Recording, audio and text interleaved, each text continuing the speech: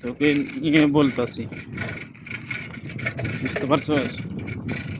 তুই এখনো ভালোই হস নাই, ভালো হয়ে যা। দালালের বাচ্চা, টাকা তোর কত লাগবে বল? টাকা আমরা দিব তোকে। তোদের ক্রিকেটকে আমরা দিব। তুই ছেলে পেলে বলছস কালকে দুপুরে শুক্রবারে জুমার নামাজের পরে পোস্ট করার জন্য। এই দালালের বাচ্চা চলতে এতদিন পোস্ট করতে পারছ না? হ্যাঁ, এটার জবাব দে। টাকা তোর কাছে বেশি হয়ে গেছে না?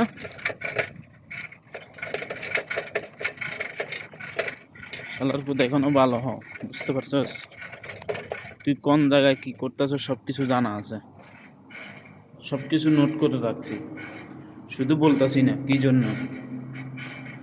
সময় হলে সব কিছু আস্তে আস্তে বলবো, বুঝতে পারছস?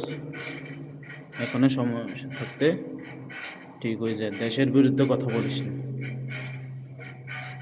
মানুষের আবেগ নিয়ে খেলিস না। তোরা তো মানুষের আবেগ নিয়ে খেলতে খেলতে মানুষের টাকা খেয়ে দান্দাবাজি করস। তোরা বুঝছস সেই লোক। এতদিন পারস না একটা কথা বলতে, এখন ভারতের বিরুদ্ধে কথা বলছে আর তোর গা জ্বলে উঠছে, তাই না? 3 তারিখে কই গেছস সেটারও প্রমাণ আছে, বুঝতে পারছস? তুই তোর আম্মা শেখ হাসিনার কাছে গেছিস না, ওইটারও প্রমাণ আছে। 3 তারিখে যায় কি জন্য দেখা করছস ওইটারও সব কিছু আছে।